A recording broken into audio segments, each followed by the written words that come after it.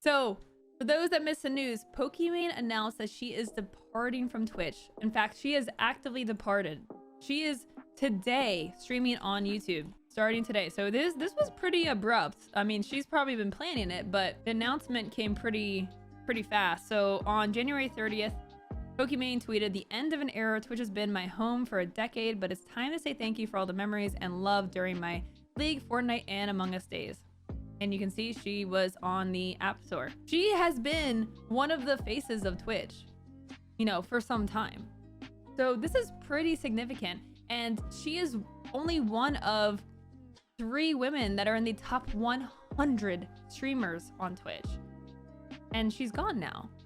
So this has a couple of different implications, but one most notably is like, I mean, Twitch is lacking their next poster child, and there's plenty of awesome women on the platform that will deservedly take the throne, I'm sure. But still, I mean, this is definitely a gut punch to Twitch.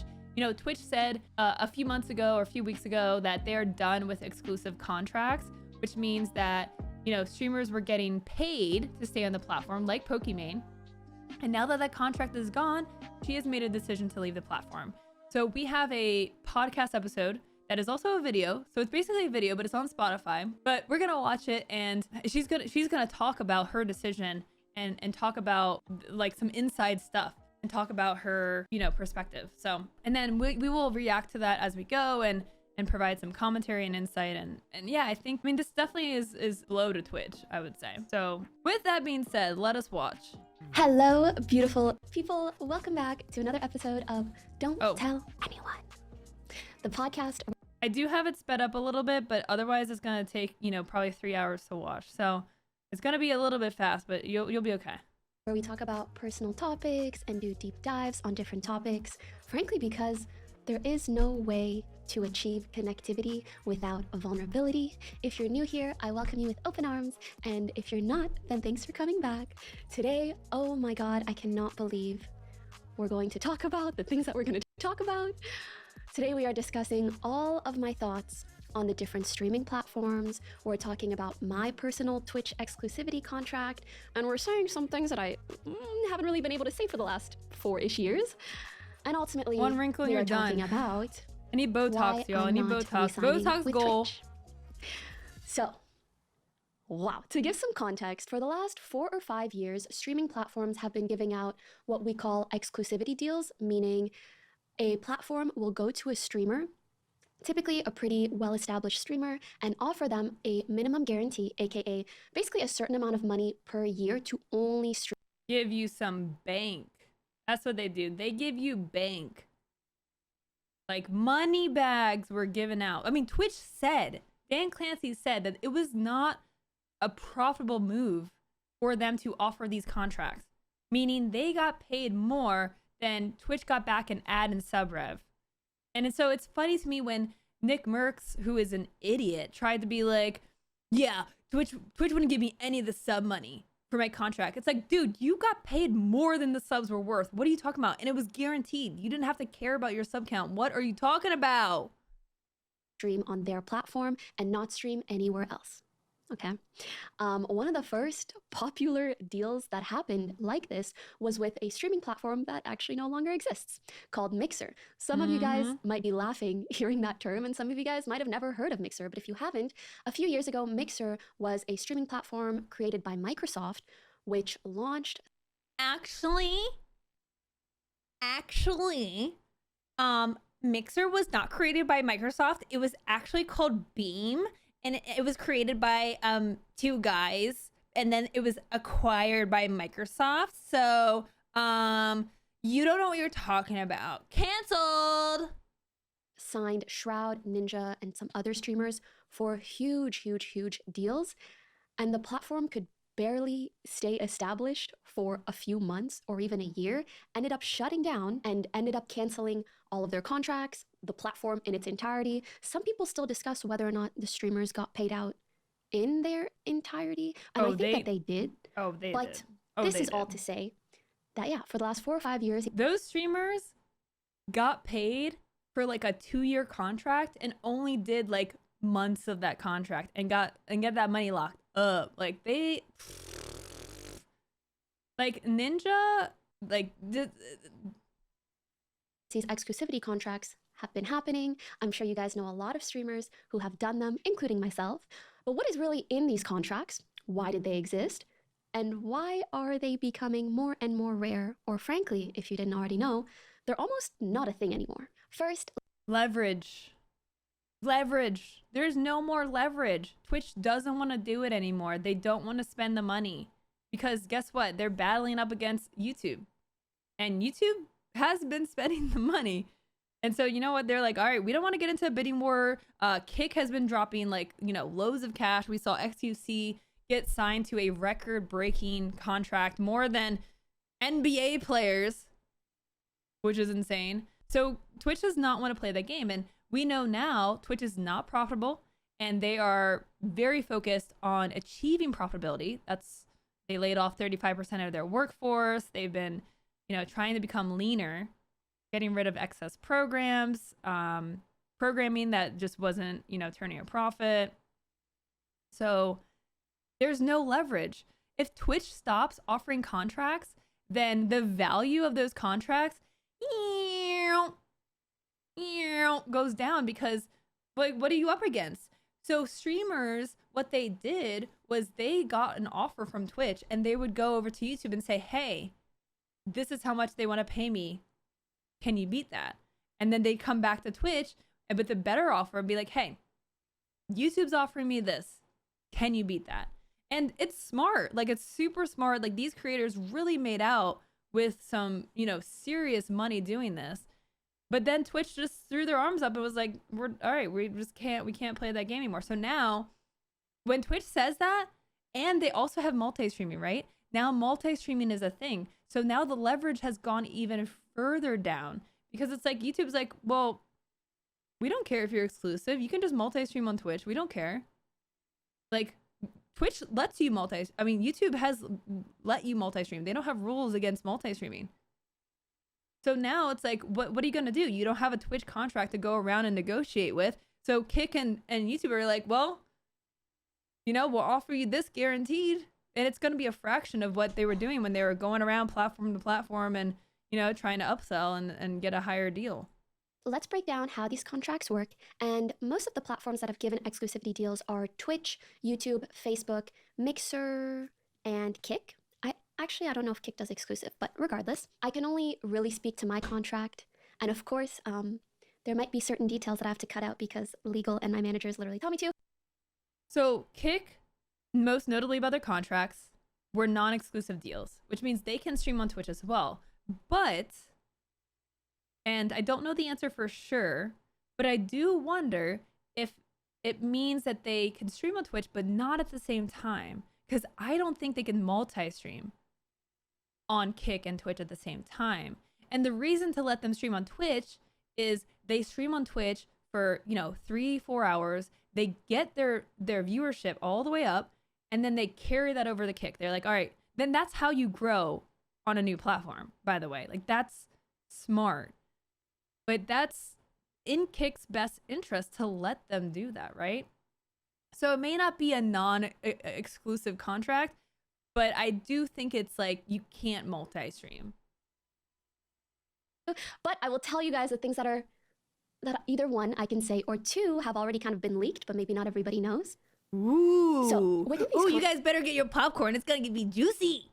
Contracts, usually you have to stream X amount of hours. And that amount of hours could range from 70 hours to 160 to even maybe more. And each streamer has a different amount of hours that they need to stream in order to fulfill their contractual obligations. Interestingly enough, the amount of hours that you stream does not correlate to the amount of money that you get paid out. Actually, when you sign an exclusivity deal, the amount of hours that they tell you to stream is correlated to how much you stream in a month historically.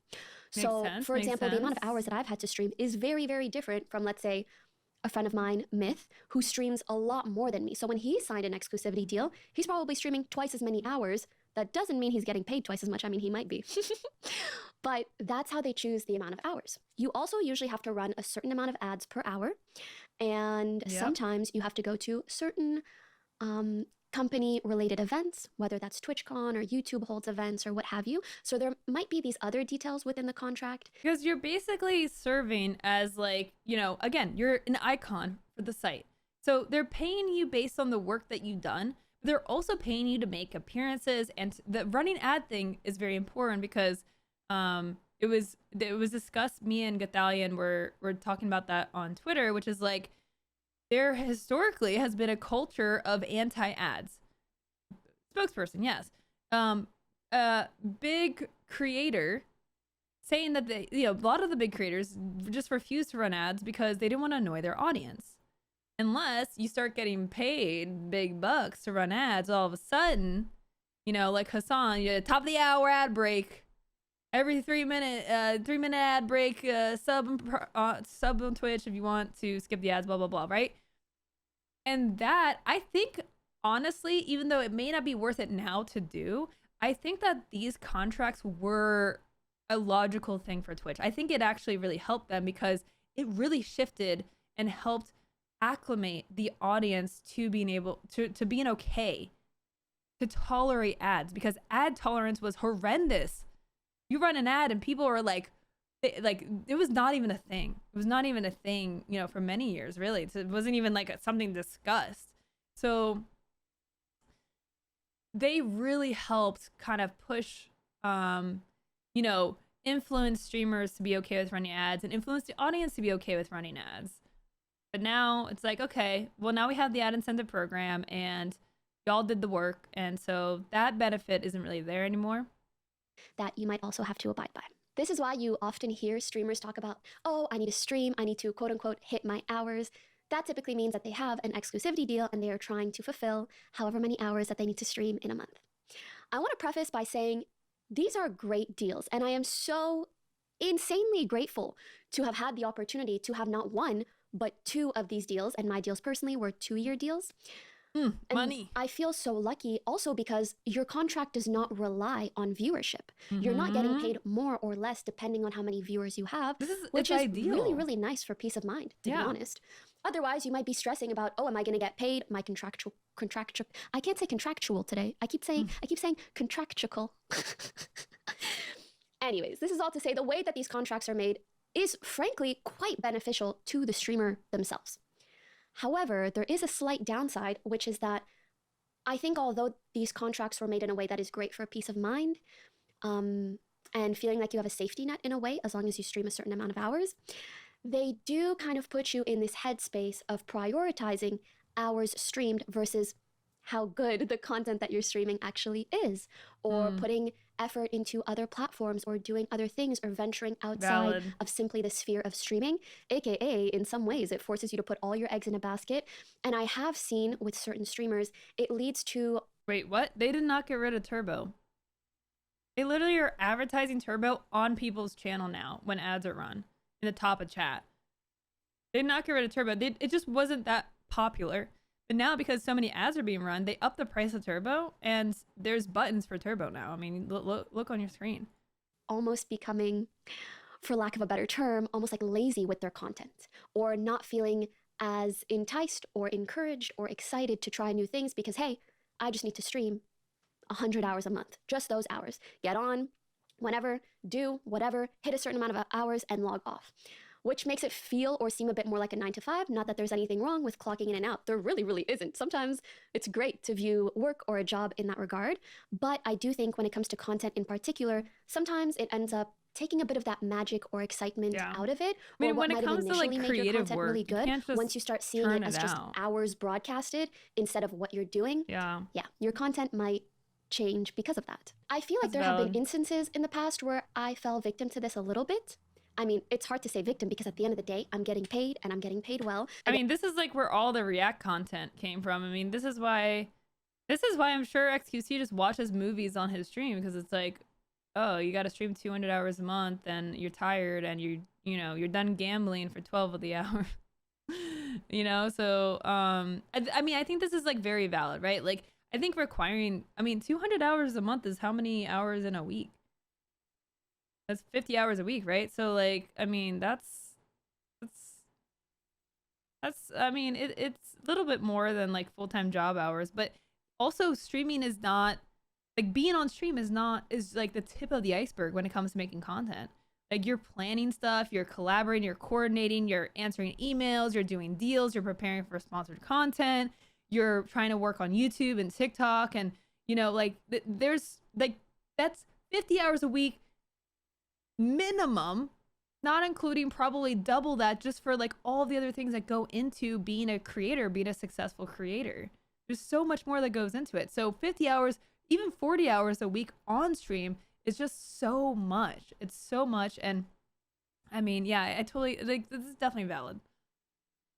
Again, like I am so grateful for the contracts that I've had, but I would love to share some insight and kind of tell you guys honestly what that's like. And I think that might also help you better understand the industry as a whole, or the way that some people's careers have developed over time as well. So yeah, for me, there were times where I'm like, oh my God, I feel not as excited to stream, but I'm still forcing myself to just hit whatever amount of hours. And I mean, hey, we've all got work to do. We've all got bills to pay. That's just kind of how life and having a job is. But unfortunately, burnout when it comes to content is a little bit different than burnout perhaps in other forms of employment, because I think when your audience sees that you're not as excited about what you're doing, that makes them a lot less excited too. And they can for sure catch on to that kind of energy. And some of the first streamers to ever sign contracts, and I'm actually not even talking like 4 years ago, I'm talking like 6 years ago, I think they especially ended up feeling this way. And as a viewer of theirs, I also noticed that when their streams revolved around just how many hours they were streaming, that led to them not enjoying it as much. I mean, you can tell. You can tell when a creator's burnt interesting out. perspective for you guys. To be honest, the first time that I signed a 2-year deal with Twitch, I was so anal about hitting my hours. I kept a spreadsheet. I logged everything. I was always checking to make sure that, I'm optimizing and I'm getting paid properly and blah, blah, blah, blah, blah, blah, blah. And then at some point I realized, wow, this is really taking the love of it all out of it. And so I tried to experiment with different ways of still being, a little bit more lenient with myself, but still working as hard as I could. And honestly, over the last year, although I have still had an exclusive contract with Twitch, I made a YouTube video about a year ago just talking about why I haven't felt the same way about streaming. And we watched this video. We watched it about a year ago, yeah. That I was going to open myself up to trying new things. Oh my God, look at this podcast. I kind of manifested it. But yes, over the last year, I've been doing a lot of different things and frankly, missing out on a lot of money that I could be making. But that is 100% a choice that I'm making for myself, for my happiness, live your and life. for my long-term career growth. Yeah. So I'm trying to figure out how much might be interesting for me to share in regards to that decision making. But all in all, I think you guys get what I'm saying. Putting all of your eggs in one basket isn't always great, especially once you start seeing maybe that basket isn't doing also as well the as money's it was before. there. You're already we'll locked get into that up, a bit later. so just focus Let me on just having talk fun. about why I'm not re-signing with Twitch. Okay. And let's just start with something very important right off the bat. Okay. It would be, I would be remiss not to mention the fact that it's clear to many people Twitch as a company is not very profitable. And when I say not very profitable, I mean not profitable at all. And their CEO has been very transparent about this. Even though they're owned by Amazon, they still have a very hard time actually making money off of the platform because it costs so much to run. I know they had a lot of employees, although unfortunately they had a lot of layoffs recently too. All in all, they haven't found a path to profitability. And so 4 years into doing exclusive deals and spending millions on retaining content creators, they've decided to pivot to basically not doing any deals at all that are lucrative, at least. So they don't really do like exclusivity deals where they're just paying people to only stream on the platform. Yeah. I could have potentially, I think, re-signed with them exclusively and had some other bonuses, whether that's better sub rates or better ad rates, or, we will pay you this amount if you do XYZ, but very different numbers and very different details than the typical exclusivity deals. It wasn't lucrative. However, frankly, months ago, I'd already personally decided I don't want to re-sign with Twitch, and I don't want to sign exclusively with any streaming platform, okay? It's time for me to be free as a bird. And frankly, if I were to tell you guys why, I wouldn't even know where to start. And I don't know where to start, but we're going to get through it one thing at a time. For starters, don't you guys think it's just time for me to be free? You know, it's Yes. like when you're in, Do whatever you oh want. God, I You hate to have compare it to this, but I unlimited do sometimes money. feel like I've been in a long-term, committed, but toxic relationship with not Twitch as a company, but Twitch streaming and sometimes like the industry as a whole. And I feel like it's just time for me to explore new avenues, okay? So we talked about point number one, which is that the deals aren't even like they were before, okay? But the emotional and personal reasons for why I didn't want to re-sign with them and I don't want to sign with anyone else is just that I don't feel the same way about Twitch and Twitch streaming that I did 8 years ago or 4 years ago, That's or maybe fair. even 2 years ago. I mean, the platform's Part of changed that a lot in the is, last as I 4 said, years. in my, hey, I'm going to explore new things, what's next for me kind of YouTube video. I feel like I've been there, done that with the majority of Twitch related things. And I'm someone who gets very excited about stuff, who loves to work hard, who loves to burn herself out. Stupid. But mainly when I am really excited about something, and oftentimes that is something new. And I just don't I mean, see that's the human Twitch nature. scene developing more, or at least developing in the direction that I would like for it to. I think for many, many, many years it did, namely the Fortnite era and the Among Us era. Yeah. Throughout almost my whole Twitch career, I was so excited to see streaming and Twitch streaming in particular become more and more mainstream. And I loved seeing that development year over year. And even though there were some things within the industry that I really didn't like, I kept thinking to myself, it's okay because we're going to grow out of it. It's okay because things are improving and getting better with time. And they did, and they did, and they did until COVID happened and the industry really boomed. And frankly, it became a little bit overvalued because during the pandemic, everybody was at home. So many more people were watching live streams that the valuation for Twitch related things, including these contracts that streamers were getting, like myself, they were becoming a little bit overvalued. And now, honestly, all of these industries have gone down, down, down, down since that time. And so the valuations are adjusting a lot. But for me, it's not just about the money or the. So let's talk about like that part really quick. I mean, everything she says makes a lot of sense. As someone who's been streaming on Twitch for 10 years, you know, I started pivoting my content in 2020 was when I started pivoting my content. So this was 6 years into streaming of just playing video games 5, 6, 7 days a week, 6, 7 hours a day. The platform grew tremendously. We had a lot of social movements going on, and a lot of things changed in the industry. We had the Twitch Me Too movement, which led to the closing of my my management company OP Group, and that was like a big hit to my income. So that was when I was like, I mean, holy crap, like I need to think about my future for once. Like when you're streaming and you're young and things are going well, you're just in the now. You're in the now, and I'm sure Pokimane probably feels the same, where it's like, you know, time passes because you're just kind of focused on what's right in front of you, and you don't think about where you are going to be in 10 years. And as one viewer already pointed out, like when you get to 30, you're considered old as a woman. And like, am I gonna be able to pass as a gamer for when I'm 40, 50 and be entertaining and people want to watch me? I was like, I didn't see it. And so that's when I made my pivot to do another thing I really enjoyed. And that was a time when I did something new, right? I did more just chatting and, you know, made this whole pivot to doing totally different content. So I definitely resonate with everything she's saying. I think everything makes perfect sense.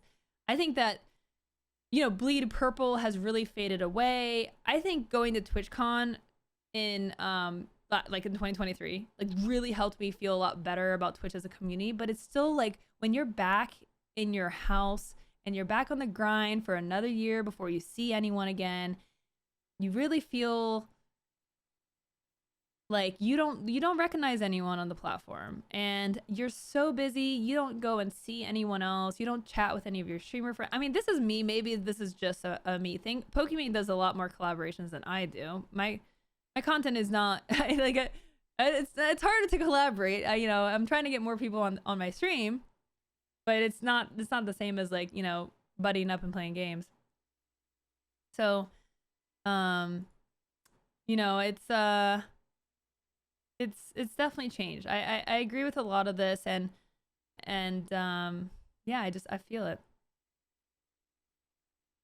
When she refers to the industry, is she speaking of the content creation or the entertainment industry? Because Twitch has become part of the entertainment industry. I think she's referring to like the intersection of gaming, tech, and content creation. Like in terms of like because TikTok has boomed and YouTube has boomed, and you know, Twitch is not like it's stabilizing. You know, over the last 2 years. So, what's up, Flame Goat? How you doing? Valuations for me, what really sucked was I feel like I saw the scene and the industry grow in the direction that I really wanted it to. And during the pandemic, there were so many people watching streaming and caring about games. There were so many more girls. There was such diversity in the demographic. And I felt so much more seen and heard. And I was like, wow, this is what I've always wanted for streaming. And if you see Twitch and streaming nowadays, it's really almost nothing like how it was back then.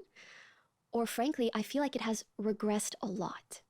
And I think that's the biggest reason why I have a hard time wanting to devote all of my time and all of my energy to just streaming. I was like, if right now, today, it was like how it was during the pandemic, I would still probably be streaming full time and be so excited about all of it. But I'm going to say something that might get me in some trouble, but I'm going to say it anyways because it's how I feel. So, or at least this is my personal perspective and my personal experience with the industry. So, as I said, I thought it progressed and got so much better and cooler throughout the pandemic, and there was such an influx of different communities and it being more mainstream and more understood and blah, blah, blah, blah.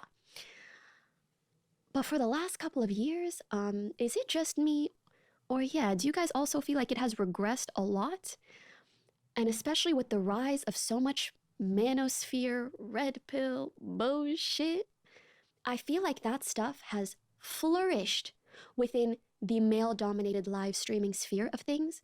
And I mean, I can't be surprised, right? It's the online demographic that skews male the most. So, of course, manosphere stuff would kind of quote unquote perform better there.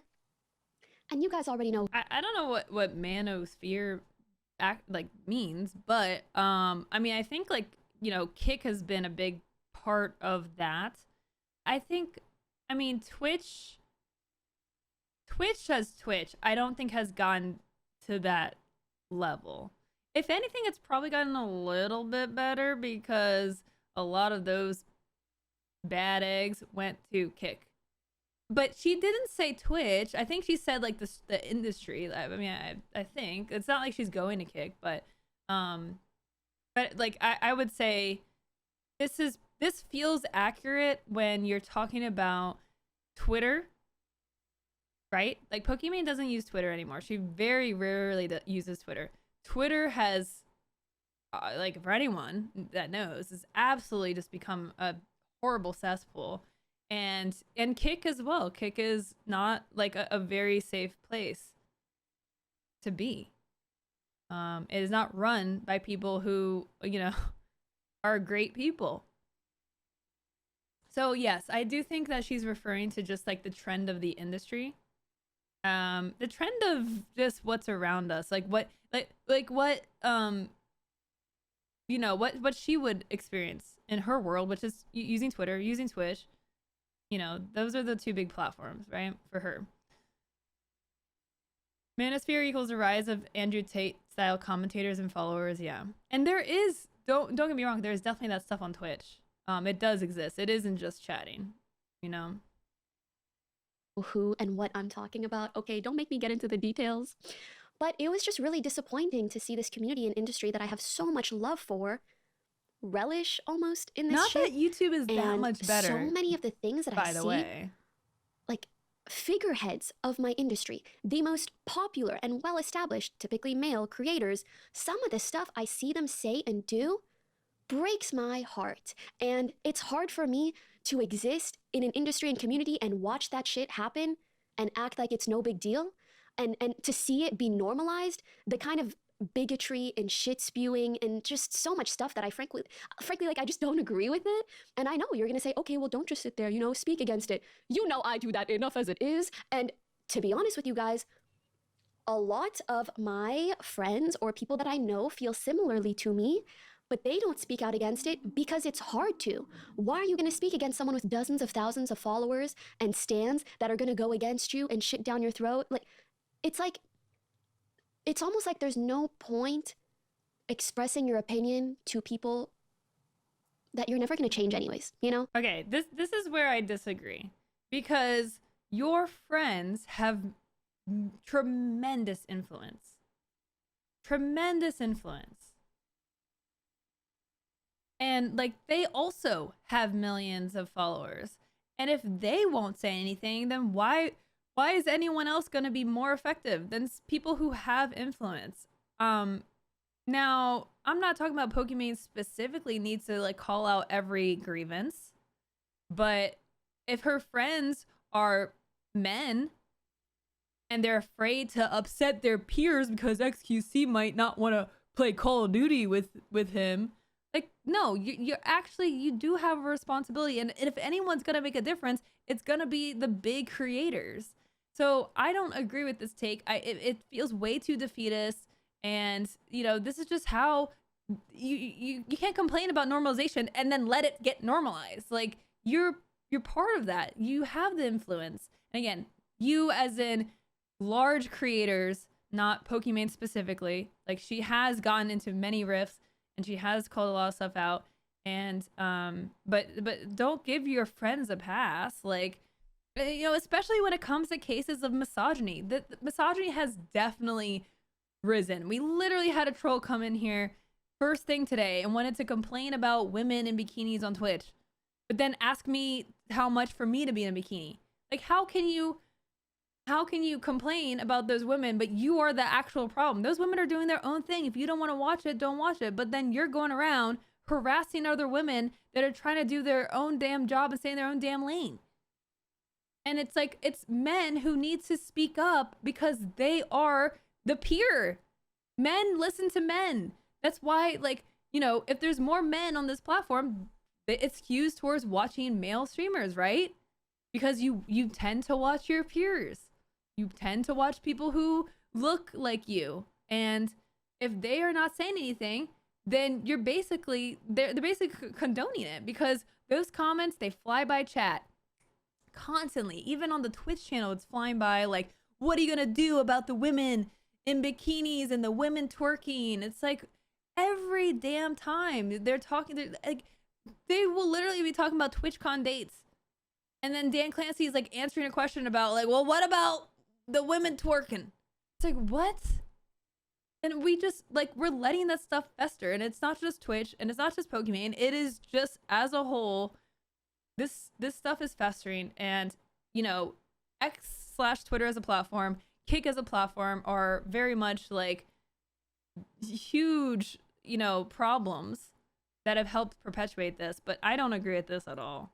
And frankly, a lot of them are prepubescent little boys that just need to go through puberty and then they'll figure it out. You know, like But that, like, we keep saying that. But we keep saying, like, oh, they'll get over it. It's just a phase. But there's always going to be 13-year-olds that, like, send death threats for your opinion. Or, you know, say they're going to rape you. Like, that's always going to be a thing. So we just allow that? Like, that just makes it okay because they're just boys being boys? Like, screw that. Like, that's not okay. That's not okay. We're watching in 1.3x. That's why she's talking fast. I don't want that demographic. I don't want to take responsibility for them. But it's also, it hurts my brain to see other streamers almost put such bad ideas into their minds. Anyways, all in all, this is just to say there are a lot of things within this community and industry that I don't agree with. And as someone who has been fortunate enough to grow my personal followership? I don't know what to call it. My personal communities on many, many different platforms, I find myself enjoying my time nowadays a lot more on these other platforms than on Twitch because of a lot of these reasons. And that really sucks to say because I still love Twitch so much. Like, I have so much love for, I love gaming. I'm gonna be gaming until I'm literally 80 in a rocking chair playing TFT on my phone. Like, I will forever have so much love for gaming. But yeah, sweetie, you're not gonna be playing on your phone. It's gonna be in your brain. It's gonna be, and when you're 80 years old, you're gonna have a Neuralink That's gonna turn everyone to zombies one day, but also you can game just by looking and thinking. Twitch and streaming and the surrounding communities around that, that is, to me, not the sole representation of gaming. And that becomes very clear once you go to maybe YouTube and see all of these amazing Let's Plays or other live streamers, or you go to TikTok and you see so much cute, cozy gaming content or There's a lot other of red kinds of pill gaming stuff on content. Like TikTok, it seems like let me there's this tell ya. plethora of people who have similar interests as me, and they're just not all on Twitch. And it sucks to feel like, oh, I cannot reach these people that I would love to have in my community. Okay, so I think the problem is, like, when you're really ingrained into a community, right? That is your world. And the grass is green. I mean, that's all I gotta say. The grass is greener on the other side. That's all I gotta say. If I remain on Twitch, part of me really wanted to structure this whole thing, but I think I'm just gonna spitball it because I have so many thoughts and feelings that I think it'll make sense if I just get to vent about it all, all right? I think another thing that I didn't love about this industry is I felt like I got to the point where I started feeling like, especially post-pandemic and it going back to feeling very, very male-dominated, I felt like, wow, again, I'm someone who is very much an optimizer. I love analytics, I love data, I love thinking like that. You know, I studied engineering. That's just how my brain works. And sometimes I wish it didn't, and I wish it would shut the fuck up, but that's how it works. But maybe that's interesting for you guys to hear because I have a typically more business-minded mindset than most. But yeah, I started feeling like one of the only ways to be successful in this industry or become more successful in this industry is to appeal to more guys. And that doesn't have to be a bad thing. I love men, okay? There are a lot of great men, but we both know some of the guys in this industry, not so great. And frankly, I feel like at this point in my career, if you're a girly pop and you're on Twitch, you know me and I love you, you know? And so I'm not gonna grow by maybe doing some of the things that I want to do. I can only grow by appealing perhaps more to the guys left in the industry. And I don't really want to do that because some of them I don't really agree with. Please don't assume anything by what I'm saying aside from what I'm saying. Oh God. But don't assume that what you think I'm saying is what I'm actually saying. Am I saying what I mean to say? Whatever. So I just didn't love that idea and I saw it very frequently. It started feeling like a limitation, okay? Maybe a better way to say this is that I felt like I hit my saturation point on Twitch. Like if you're on Twitch or in the streaming Twitch bubble, you know me. And if you fuck with me, you probably follow me or watch my stuff, which I appreciate so much, and I fuck with you too. And if you don't, you probably hate my guts and don't wipe your ass. Maybe you wipe your ass, but I feel like you probably don't. That's just my personal opinion. Anyways. And if you don't like me, like you just don't like me, right? But I'm not gonna continue and further my career by staying on Twitch. The only way that I can grow my viewership on Twitch is by streaming more or appealing to people that I might not want to appeal to. This is 100% spot on. Like this is, okay, so this is the best explanation for why going to YouTube makes so much sense. Because on Twitch, there's like 200 million monthly users, which sounds like a lot. But then YouTube has 2 billion monthly active users. Okay, so she has like peaked on Twitch. Like she has peaked, and it's not like she's peaked and she sucks now. It's just like she said, everyone knows who she is. Everyone has made a decision about her, whether they're gonna watch her or not. It's pretty much done at this point. On YouTube, there's a whole new world of people that she gets to interact with, that could come by. She's got how big is her YouTube channel? Let's do a quick little search here. She's got 6 million subs on YouTube. I bet you there's a ton of people over there that don't catch her streams regularly. It happens every single time. Every single time. That's why building a YouTube channel is so important. That's why Twitch is finally letting you multi-stream, because inevitably you are tapping into an audience that either discovers you for the first time or has enjoyed your YouTube VOD content, but just either they don't like Twitch, they don't use Twitch, it's not in their routine, it's not in their ecosystem. And it sounds weird to say when you're on Twitch and you're like, well, why? Just click a link and come on over. Okay, how many people went over to Mixer to go watch their favorite streamer? How many people just stayed on Twitch because it was convenient? And that was exclusive if they left. They left and they did not multi-stream. They didn't have the option. Feeling I don't ever want to come off as though me talking about some of these downsides equals me not being grateful. I think we should leave room for ourselves and others to be able to do both of those things, okay? We can talk about the downsides of something without necessarily being ungrateful for it. True. So I want to preface with my gratitude, especially the financial security that those contracts brought me, especially the status that those contracts brought me, and the ways that it has helped my career. Those are all great, great, great. However, there have been some downsides to becoming the quote-unquote Twitch girl, which this exclusivity contract has kind of made me. So yes, it has helped me in a lot of ways, but you know, being the Twitch girl or being the face of Twitch, which I don't feel I am, but some people might describe me as, definitely I would say, one of the faces of Twitch. Sure, yeah. There have been lots of great upsides to that, but so many downsides. For starters, there are a lot of Twitch-related things that I just don't agree with. I don't. And we'll get into that. One, it was sometimes hard to speak out against these things. But two, I felt like because some people hated Twitch, they hated me because I represented Twitch. But me Also, you are a woman, so it's a great target, honestly. and Twitch, hello, we're two separate things. So, wow, did I feel like I got a lot of hate? And hey, this is not to say, oh my God, all the hate that I get is undeserved. No, I say some shit and people don't like the shit. That just is what it is. But I did very much feel like the tone that people came at me with, the energy that people came at me with, and the way that people viewed me, a lot of that was because I was dubbed the Twitch girl and because of my affiliation with Twitch. And I'm so sorry we're breaking up now. I'm gonna still be on sometimes though, but you know.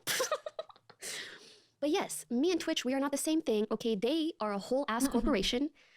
And I am just a girly pop trying to live another day. People are so let's talk about all of the things that I disagree with Twitch on. Woo! Woo! And I have been outspoken about like the very, very important things in the past. But frankly, I just haven't really like dogpiled on Twitch because one, enough people do that shit. And two, well, I had a contract with them and I did not want them to be mad. Yeah. But they could be mad now. No, I'm kidding. I'm kidding, okay? I know there's gonna be Twitch people listening to this. I still have love for you guys. I'm just trying to be a little bit more honest and be more myself and talk about some stuff, okay? Now that I can. Let's start with Twitch. As a company is respectfully really messy. Y'all are messy and it's okay. I'm a little messy too, but Twitch is really, really, really messy. It's better. It's better now. You guys saw that stuff a couple or a few weeks ago where like they made nudity not against terms of service, or maybe artistic nudity wasn't against the terms of service. And I'm not saying that that was a good or bad decision. I don't even know enough of the details to have an opinion. But my point is more so they allowed something in the terms of service, which kind of then blew up in their faces. And then they retracted that like a week later. And I feel like these kinds of changes and even the way that they go about expressing their changes to their terms of service, messy, messy, messy. They'd be tweeting shit and then deleting it and then correcting and then retweeting and then they make a change and then take it back and then do a backflip and then do a sideways cartwheel. How are you guys going? Okay, I will say to Twitch's credit, I prefer this new era of, you know what, trying things out. Trying to make some changes, trying to do what's best. I mean, last year they did the sponsorship fiasco, which if y'all forgot that, was they tried to institute weird ass guidelines for like how big your sponsored stuff could be on screen. It was very weird, very bad, very so bad. And then they're like, okay, never mind. But I appreciate that, you know what, they tried and they listened. Like, them changing something means that they listen, right? Do you want them to institute something and then just stick with it and then like let it be a problem? I prefer them shooting their shot, experimenting with product.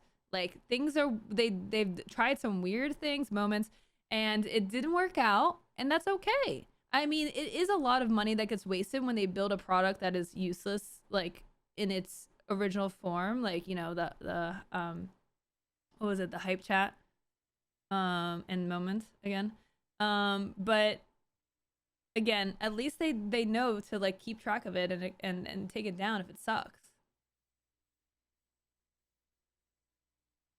Going through these processes, me no comprendo. Like, is there not an infrastructure?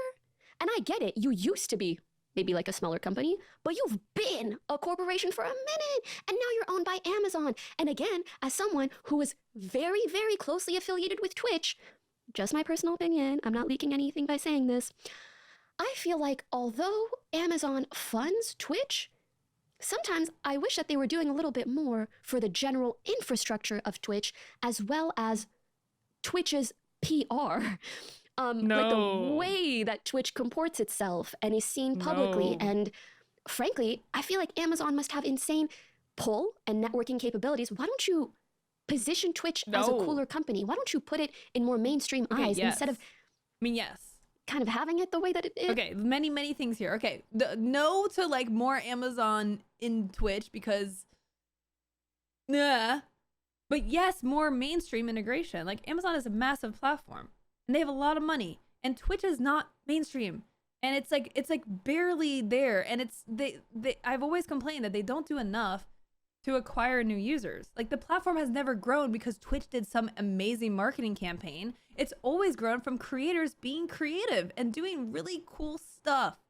And if this results in for marketing instead of like them trying to do marketing, I guess, and just fund creative projects for streamers, then fine. Like at least put some money into the marketing side though, because it's just like I don't see what they do. I mean, Amazon makes games. Amazon sells games. Twitch is a marketing platform for games. Like it is such a beautiful platform for marketing games. Hello, why is that not happening? Now, she was saying something before, oh, Twitch being messy. So I will say that although it is definitely super heartbreaking that these layoffs happened, and I think I did mention this, and this is, I think will help explain with Pokimane, you know, bringing this up. I think that Twitch cutting a lot of their staff will help them be less messy, because running a business is messy. Working with multiple departments is messy, and they probably had way too many people doing way too many things. And I think that them being leaner will make it easier for them to make decisions and act on those decisions. Flame Goat says, as a person cut, yes. So maybe that'll I think that they've made a lot of progress, not just with the, you know, the layoffs. Like I don't want to say that's like progress, but also with Dan Clancy, and be more transparent, be more communicative to the community. Do we remember when Twitch would make say things and never, like they would never have a blog post, they never went on stream, and now we get a live stream every time that they drop something new. The freaking CEO comes on and answers questions for an hour and talks about even the hard stuff, even the bad stuff like the layoffs, and he'll come on stream and he'll answer everything. So I think Twitch has made a lot of progress on this. I don't know. That's my personal take. I'm sure there might be reasons, but I, throughout my contracts, would always beg Twitch to do certain things, and they wouldn't. Or to help me make certain things happen on Twitch, and they couldn't. That's why? Couldn't tell ya, but it's depressing to see. Yeah. Okay. So this I'm hoping changes. Like this feeling, and this feels very accurate of how Twitch was pre-Dan Clancy era. They were stubborn. They were risk averse. They were just so like stuck. They didn't know what they were doing. I mean, I've met people that work at Twitch that have never even gone to the website. And that is just, to me, egregious. And I personally am done with Twitch's messy behavior, in the sense that I'm not done with Twitch, but I'm done with like being emotionally invested in the changes that this company is doing. Because you know what? Maybe they're still figuring it the frick out. I don't know. I mean, YouTube is they suck at communicating. They're slow to do anything. They make some backward changes. YouTube Live, like the live aspect is like, where did that even go? I mean, that's just like, they just kind of stopped saying anything about the development of live. That's why people aren't really going over to YouTube to stream. And that's why Ludwig is like, you know, putting YouTube on the clock and saying, hey, like y'all need to make some moves and show you're investing in the live platform. Otherwise, why should streamers on Twitch invest their time? Like, that's why a lot of us, we're gonna multi-stream to YouTube, of course, like, because it's like, there's no point not to if your content aligns with what you're doing on YouTube and what you're doing on Twitch. But like, I mean, like to invest and go all in on just like live streaming and doing YouTube, like I mean, that to me is like a very high risk if you have something on Twitch going for you. And yes, this does include Twitch bans and Twitch partnerships, okay? Twitch partners and bans people by a process that has many, many, many errors. And I will give them the benefit of the doubt that, hey, humans run that company and human error exists, right? But sometimes it feels like even when something becomes evidently clear that it is wrong, it still takes them a hot ass minute to do anything about it. You have people with incredible viewership getting declined partnership over and over and over and over and over. And you have people with respectfully, perhaps viewership that does not meet the guidelines required for partnership getting partnered without doing anything. Okay, I hope she's not referring to her friend Slicker in this, because he is a scumbag. And there are people that get thousands of viewers that don't get partnered because they suck as a person. So, and there's people who I don't feel like she can commentate on people who don't qualify that get partnered, because you don't really know those people. And Twitch has been very stubborn with their requirements, and you don't know, Pokimane, no offense, but you don't really know what it's like to be at that level and what it takes to get partnered and what happens after you get partnered. Because usually what happens is you get the hype, you get the momentum, you're hitting 75 average, you finally meet the criteria, you do a partner push, you get partnered, there's a huge celebration, and then the balloon deflates. And the hype, the momentum is just kind of taken out, and viewership for a lot of people, it just goes down. It goes down to probably what the true average was. And it's tough. It's really tough mentally for a creator to go through. It's tough to be at that level. It's a very sensitive viewership level. And also, some partners have been streaming for a long time. The requirements have changed, and the game has changed. There's many partners who, yeah, they average like 10 viewers because when they got partnered, the circumstances were different.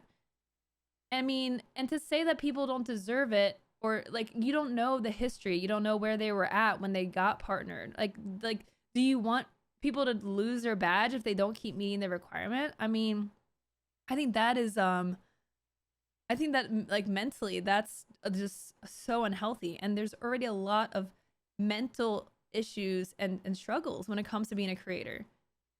So I don't think that we need to take away any part. What is it? So what? What is it? How does that affect you if someone has a partner badge? What does that mean? They're not going to steal your viewers. So what is the point? I mean, there's barely anything that you get with a partner besides the badge and more emotes. So, and also, you know, Twitch has made a very mindful effort since 2020. Okay. Where we had the George Floyd movement, Black Lives Matter, and it was a reckoning for companies and individuals to realize the disparity gap, right? The lack of equity and equality that underrepresented creators get. And that includes opportunities on Twitch, like getting partner. It is harder for those creators to grow and to have the success. They don't have the same resources. They don't have the same privileges. They don't have the same advantages. And so, again, many people, many underrepresented creators got partnered during, that year. And even though they may not have met the requirements, it was Twitch's way of being able to provide opportunities for underrepresented creators. We also have like the guilds now, which is, awesome. So, but anyways, back to Pokimane's point, which is like, I mean, I just basically disagree with everything she just said, but it's very back and forth so far. Like we're halfway through, and there's been a lot of points where like I'm like 100% absolutely nailed it, agree for sure, and there's some that is like I'm gonna have a different opinion, but I'm also a different person, so that's valid. And it just makes you go, what's going on up in there? I have heard some stories, maybe for another day. Also, Thanks Twitch for bans. I'm K5. sure a lot of people want me to talk a little bit more about this, so let's. Twitch bans can also be all over the fucking place. Yeah, Oh, it's true. God. Why? Again, Okay, I'll just say I hate talking about Twitch bans because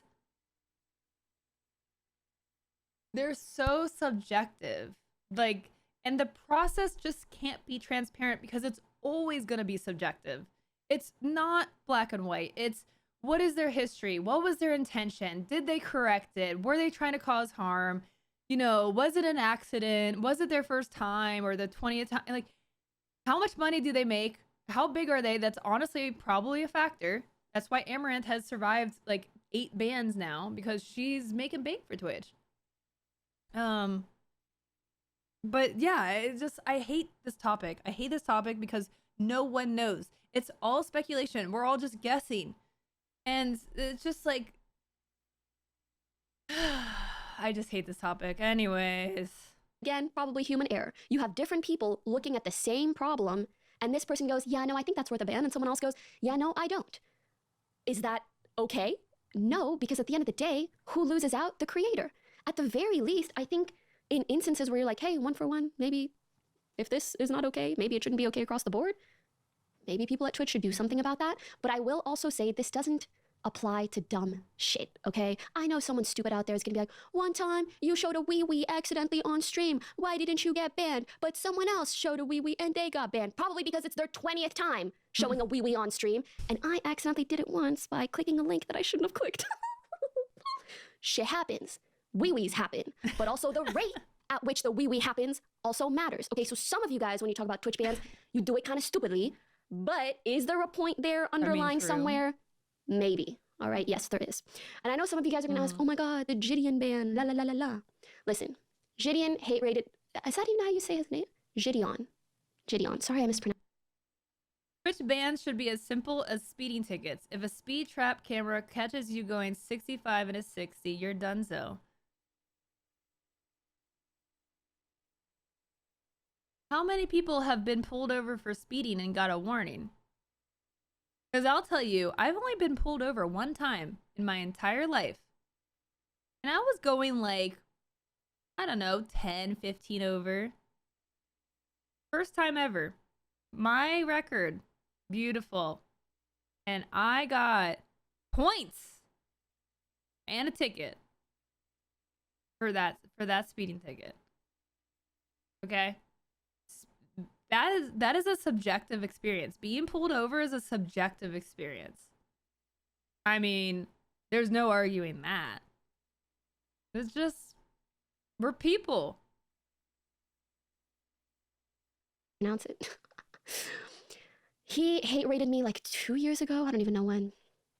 And he got banned for that hate raid. And if you guys don't know what a hate raid is, it's when you send all of your viewers to someone else's stream to shit on them. So, you know, I had his whole audience shitting on me while I was playing Valorant. Okay, I literally did nothing, minding my own business, gaming with my friends, and all of his viewers were, you know, not saying the nicest things. I will say though, he apologized. Me and him cleared the air. We have no beef.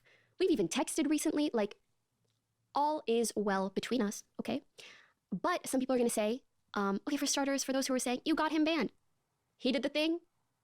Respectfully, he got himself banned. But I personally, at this point, I don't care if he gets unbanned. I am not telling Twitch to keep him banned. I'm not doing any of that. So if he got unbanned, I wouldn't be upset about it at all. But again, Twitch works by some magic that I don't understand. This ban is also, weird, unless there's like genuinely, other things. Why haven't they unbanned him? I don't know. I mean, it doesn't make sense why they didn't unban him unless he like emailed them death threats or something. I don't know. Like if there's something that we don't know, right? And that's the thing. Then it goes back to like, hey, we're just speculating here. Who makes these decisions? I don't know. Like it's a little kooky crazy. I wish I could tell you guys more, but I think the most I could tell you guys is for these huge creators, I think these decisions are made on a higher executive level. Like they have a different group of people that they ask about these things, maybe even the CEO before they make a decision. But for other creators, it's probably just handled by some kind of Twitch moderation, like some employee at Twitch who's like, oh, this is against the terms of service and this isn't. And that's maybe why you see inconsistency. Okay, I think we've talked about that enough. Ultimately, I am, again, I just disagree with Twitch on a lot of the things that they do, a lot of the things that they allow, a lot of the ways that they comport themselves as a company, and how they establish the community that they have. But I still have a lot of love for the employees there. I think a lot of people there are just doing their best, and I get it. I will also say that at the end of the day, Twitch is a company, okay? It is a company that obviously its primary goal is to make money. And therefore, its primary goal is not aligned with what my primary goal is, which for me, I care a lot more about like quality of viewership, diversity of viewership, safety for content creators. Their priority is making money. My priority is making a cool, safe environment and community for many, many, many people. I think there are a lot of problems that minorities on Twitch still face and that I wish they could do more about. I do think they try, and I appreciate that a ton. I really do give them credit for that. But girl, it's 2024. We still got so many of these damn problems. Like when I tell you there are people, viewers on Twitch who harass and stalk streamers to no end, who have made thousands of accounts,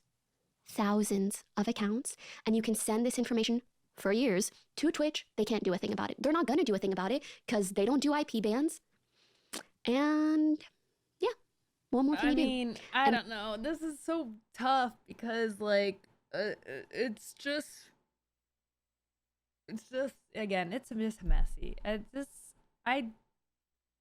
mean, I'm always about safety and like Twitch doing more, and especially because Twitch has gotten a lot of flack for child predation issues. But there's also just, I mean, I would recognize that Twitch has done a lot with you know, with combating hate raids and who can talk in your chat and who can come back to your chat, who can watch your stream. There's definitely been some progress here. And every single time that I go to Twitch HQ, I tell them the same fucking stuff. But also, I mean, yes, stalkers and serial harassers are a big problem. It's just so hard to do something as a company. I feel like it's very challenging. 4 years. Like IP bans aren't going to do anything. They will make a small advancement here and there. God bless them for that. But at this point in my life and career, and with my accessibility to so many different platforms, sometimes I just look at Twitch and I'm like, why would you be my platform of choice? If I got options, I got options. No, I'm kidding. Well, you know, at the end of the day, I still loved them. I mean, and loved them. Twitch has more moderation controls than YouTube Live does right now.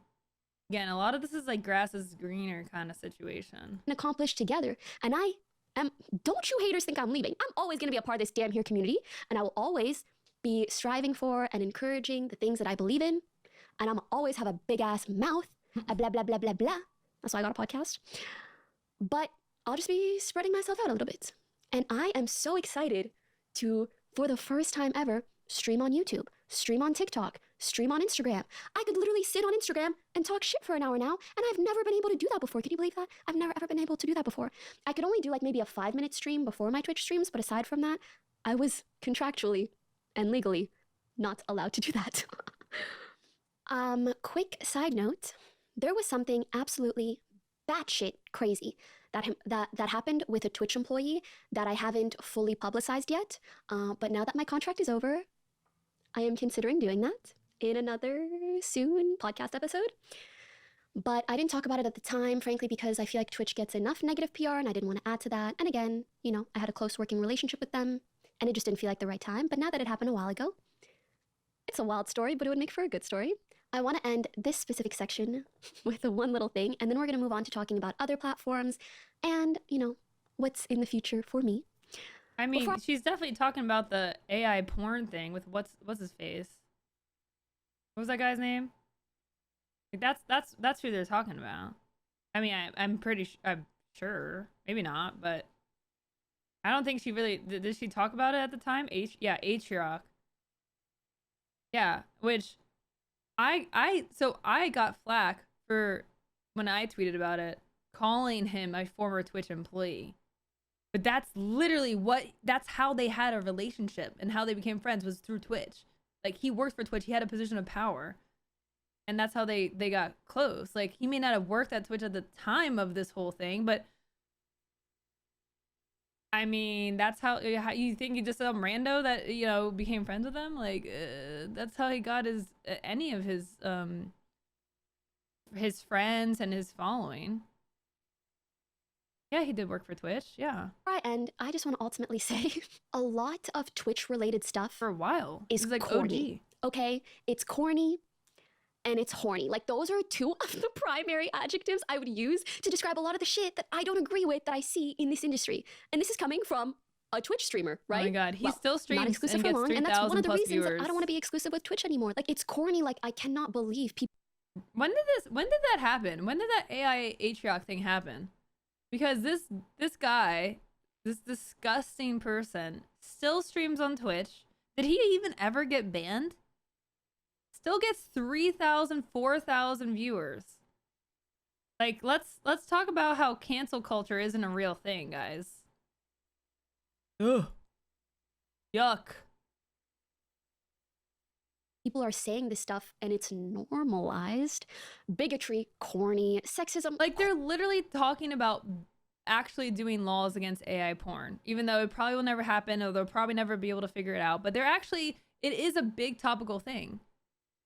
And I don't, and like, Twitch didn't do anything about that. It happened almost exactly 1 year ago. He never got banned. He never got banned. That's wild. If so, the thing I would complain about with Twitch being messy, the way I describe Twitch as being messy is like insanely nepotism. I can't think of the right version of that word, but the nepotism that Twitch has exhibited in like the first, I don't know, probably 8 to 10 years before, like when the Me Too stuff went down. A lot of, you know, it was like a huge reckoning. I mean, there's some Twitch staff that went down, there's streamers that went down. Nepotistic. I was like nepotistic, yes. Like insanely so. I mean, I just, the fact like that nothing came of that is just wild. Horny, and it's horny. And listen, there's nothing wrong with being horny. We're all human beings. But some of the ways that people go about it really makes me want to question things. And some of the ways people project this horniness onto you, me no gusta, okay? Just putting that out there. I think that's all, at least for today, I could really say about Twitch. You guys kind of get my general feelings. I just want to reiterate. I know it might sound crazy for me to kind of talk shit, but also be like very grateful though, but that's genuinely how I feel. Like, I'm so grateful for the time that I've spent on Twitch, exclusively with Twitch. I really am talking about this like it was a relationship, but in a lot of ways it was. And now we're breaking up. Love you still though, in a way, but if you love me, you gotta set me free. And if I love you that much, I might come back, I don't know. Ultimately, really appreciative for the things it's done for me, the ways it's benefited me, the ways that we really have made a big difference on the Twitch community. There are so many more female streamers. There is still more diversity. Not as much as there was during the pandemic, but it's okay. I am still so proud of like those advancements and those feats and those accomplishments. Hell yeah, fucking right, okay? But there are a lot of things that I don't really agree with and that I don't love. And I think it's okay for me to share my opinion in regards to that. And if you disagree, that's okay too. That's what an opinion is. So now let's talk about my thoughts on all the other streaming platforms, my unfiltered, honest thoughts after talking about Twitch, right? Let's talk about YouTube.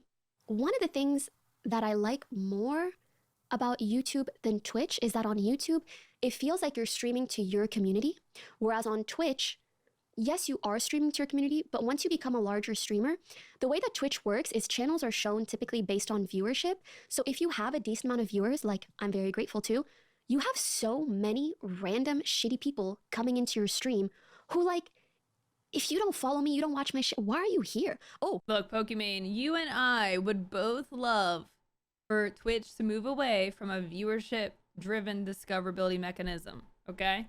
Because it is, I mean, it's great for big streamers. Like, I'm sure it helped Pokimane a ton. But it is awful for anyone that's trying to get to the top, especially when the top row is covered by reruns. Because I saw you had this many viewers and I wanted to come in.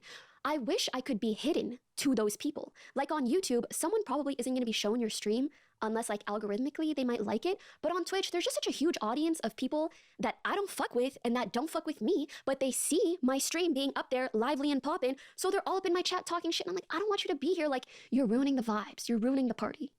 I kind of forgot to mention this in my Twitch section, but yeah, I don't like the amount of harassment and dumb shit that people do in Twitch chats. And I'm sure they do it on other platforms. I just think it's not to the same degree because those other platforms, the categories aren't built in the same way and your stream isn't shown to people exactly in that same way. I hope that makes sense. You think there's ever a non-disparagement clause? It's more like you're on an island.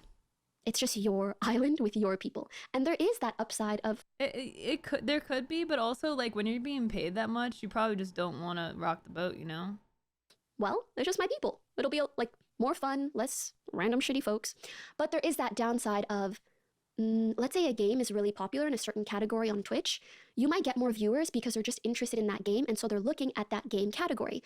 But on YouTube, you don't really have game categories. And so there can be hype around games, but that funneling of viewerships doesn't occur in the same way. And again, that funneling, there's benefits. You can get more viewers when a game is hype or something cool is going on, but that funneling can also be negative. You can be funneled a lot of toxic viewers, right? Okay, so what I would say to this, because Lieutenant says she was complaining about lack of growth before, but now she wants her community to be more insular. The live stream experience is the charm is the community aspect of it. But on YouTube, your growth is going to come from short form and videos. That's where there's the nice juicy discovery. The idea with YouTube is you post short form content that goes viral, whatever, and people say, I really like this creator. Let me go watch their 5-10 minute YouTube video on the same clip, right? Because now on YouTube, you can actually link a short to a video and say, hey, you like this 60-second video? Here's a 10-minute extension of this video. This is where it came from, right? And then they might hit the subscribe button, right? Like the follow button on Twitch. People that come by your stream aren't always going to follow. Many people are not. In fact, probably more people are not going to follow. They're just going to come in, make a decision, leave, or hang out and say, oh, well, that's it for me. Or maybe they just forget, right? So there is a much better discovery. Because people say, oh, well, that means that Twitch discovery is better, right? But like, did you forget she just said that it's only for the top streamers? If you're top of a directory of a new game, yeah, you're gonna get viewers. You're gonna get all the viewers. But if you're trying to grow, which is the bottom 99.9% of creators who are not at the very top, it's not a good discoverability mechanism. It's not. It does not work for us. If you're a small creator, you feel this. You feel this. It was also easy to discover people back then. What, on YouTube or on Twitch? On Twitch, I mean, it was easier just because there was less people. But yeah, so the whole idea is when she goes live, most of that is going to be the people who subscribed to her, the people who have chosen to watch her, right? It's like if you're, it's like a more effective, like follow experience. And then there is still discovery for live content. In fact, I mean, I would say there needs to be better discovery for YouTube live content, but most people are not there for live content. But if Pokimane's playing the hot new game that just came out, she's probably pumping out some shorts and some actual VOD type videos, right? Some, I don't know, medium form videos. So those are what's going to get all the traction and discovery. And then they say, oh, she's live playing that same game. I'm going to go and say hi and ask questions, right? That's how discovery works. People who say that YouTube discovery sucks is just, if you're just live streaming, yeah, I mean, it's going to suck. But also the whole experience is going to suck because that's not how YouTube works. There's way more potential on YouTube for discovery. It's just different. But I can't say for certain which platform I would like more if I've never streamed on YouTube yet. Am I right? So I'm very excited to try it. Very, very curious. And I've also heard that on YouTube, it's more like a revolving door, like at a hotel. Like there's always people coming in and out. So you'll get a lot more messages of like, hi, love your stuff, big fan, like throughout your whole stream. Whereas on Twitch, you're only really gonna see highs and hellos like at the beginning of the stream because everybody's coming in. And then it feels like you're spending 4, 5, 6, 7, 8 hours with that whole group of people and then everybody leaves.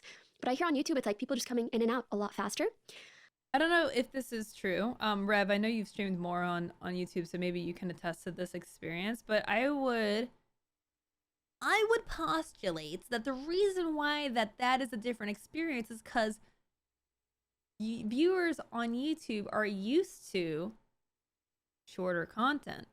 They're used to spending 5-10 minutes watching content, maybe an hour watching content, but they're not used to an 8-hour live stream.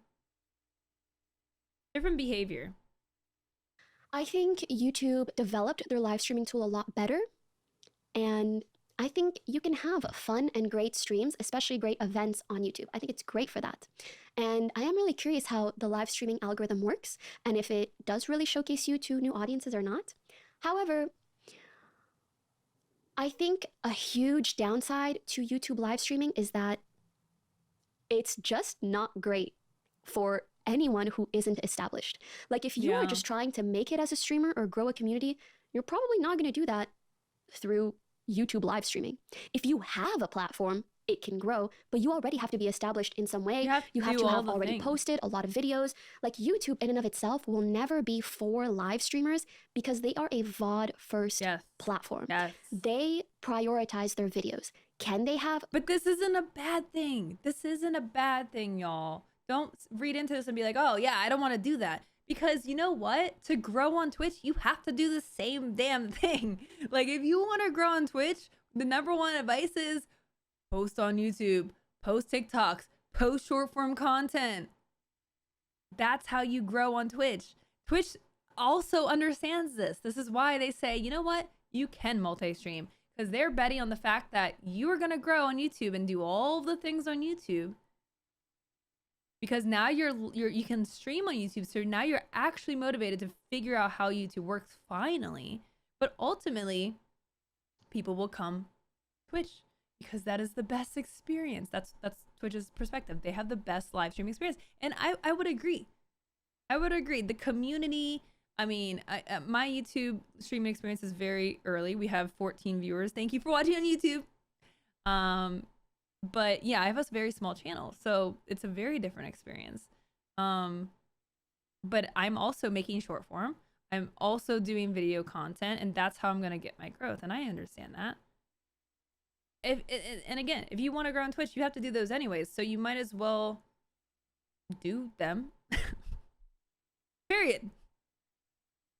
Channel hopping is easier on YouTube. You can go back in the video and not as much unskippable ads. Yeah.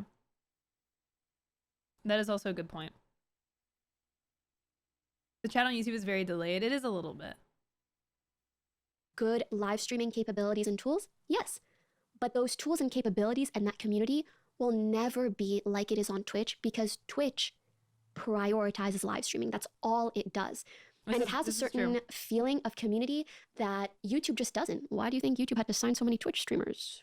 And why do you think these streamers who then became YouTube streamers are still so involved in the Twitch community? Because the Twitch community is synonymous with the streaming community. There isn't like really a YouTube streaming community. And even the biggest YouTube live streamer will never, like they'll never even probably be like 10% of the biggest YouTuber in terms of viewers, in terms of viewership on their videos.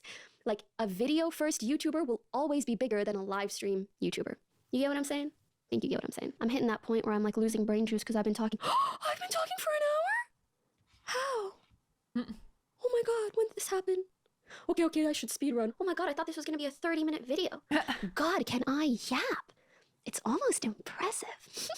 Oh, I also do want to say, I think YouTube went about choosing which streamers to sign exclusively really, really well. I think they were really smart in choosing creators that hit a certain tone and community that I think is really great. Like I love all of the YouTube streamers, and I think they have, frankly, much more positive and well-rounded communities than you tend to see on Twitch. Also. That's just my personal opinion. So yeah, I do think they went about that really well. Facebook streaming, it's just probably never going to work for any Western stream. Dead. It's so dead. It's so Facebook dead. streaming It's is dead, where dead, streamers dead. go to Facebook retire. streaming is or dead. semi-retire before coming back. Hey, slay disguised toast.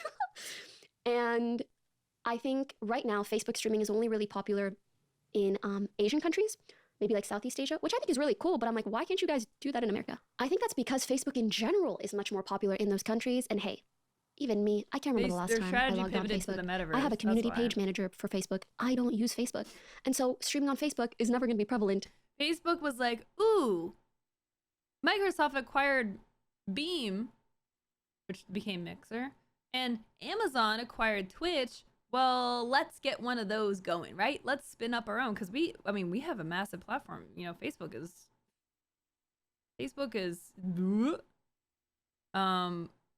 so they're like, oh yeah, let's do that. And then they did not realize how hard it was gonna be. And they're like, oh, well, metaverse, let's go to the metaverse. Woo! To people to like young audiences in America until Facebook is prevalent to young audiences in America. TikTok streaming, I think, is surprisingly cool / interesting / viable. But it is very different from Twitch live streaming. When you stream on TikTok, you have to do things that are like very, very captivating 24/7 because people on TikTok just have a very, very short attention span. On top of that, it's vertical, not horizontal. I think it can be cool for certain things, but it is also not the same tone or vibe as Twitch streaming, which Very is like, different. hey, let's game together for like 4 or 5 hours, you know? So yeah, I think it's a bit similar on YouTube in the sense that it's a cool tool within the app, but TikTok is never going to be a live streaming app, so its live streaming is never going to be better than, again, a platform that is built around that, or TikTok is never really going to be known for live streaming. Actually, that's the one platform that might change my mind, because TikTok just has so much power, you never really know. I'm excited to try streaming there too, even if it's just like makeup get ready with me's and stuff. I think that would be so fun. So we did Facebook, TikTok. I think Kick might be the only one left. Yes. Okay, so my thoughts on Kick as a streaming platform.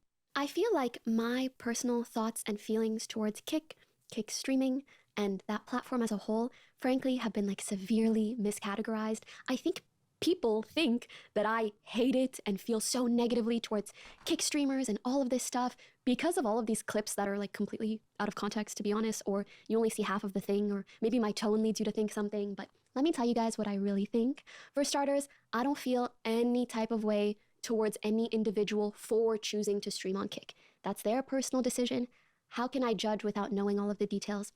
But me personally, I would not stream on Kick because I know that that company as a whole is funded by online crypto gambling websites that are not legal in a lot of countries, that in my opinion are kind of shady, and I personally don't want to stream somewhere and bring my audience somewhere where they could then potentially be funneled into an addiction. Does this mean Twitch, YouTube, other platforms are perfect? No. Most large corporations have a lot of issues. But I just think I could do more harm to my audience by streaming on Kick than if I were to stream on Twitch or anywhere else, comparatively. That's my personal opinion, my personal choice, and what I choose to do with my time. I thought you were gonna But in be general, honest and I don't care what people do. all. If you want to stream on Kick, if you want to gamble, that's your choice. I make decisions for me, myself, That's and so the watered influence that I have on my community. down. That's all that I can do. Yes, I was very outspoken about whether or not gambling should be allowed on Twitch because I personally felt like it should not be allowed on Twitch because Let me just remind y'all that Pokimane started complaining about gambling on Twitch when her friend Slicker got stuck in a bind because he was severely in debt from doing CSGO gambling. CSGO skins or whatever. And then she's like, oh, yeah, slots, ban the slots, which she wasn't even doing anyways. That whole thing was like, bleh. there are a lot of regulations around advertising and promoting gambling for good He stole reason. money from everyone, yeah. Okay, again, it's because gambling can be very addictive and it can ruin people's lives. So when, as a society or as a government, we already set these boundaries like, hey, we won't allow this kind of advertising, let's say, to people under 18 or to people in these categories, or we won't allow this kind of advertising in this way, or online, only in person, only when you show your ID, XYZ. There are all these barriers that are in place to reduce the amount of people who fall victim to addiction. And these are good barriers to have so that, you know, you still do give people the choice to gamble if they really want, but you don't make it so easy that so many people are falling prey to then just becoming addicts or to just becoming I mean, addicted to she's gambling. not wrong in her take. It's still And so that's why I am not in agreement for removing these barriers and making it easier to either gamble or to promote gambling. For me, I just didn't want things to get worse. I hope that makes sense. And if it doesn't make sense to you, then I feel like maybe that's a you problem. Anyways, let's talk about the future. So moving forward, I'm going to try streaming on other platforms. How exciting!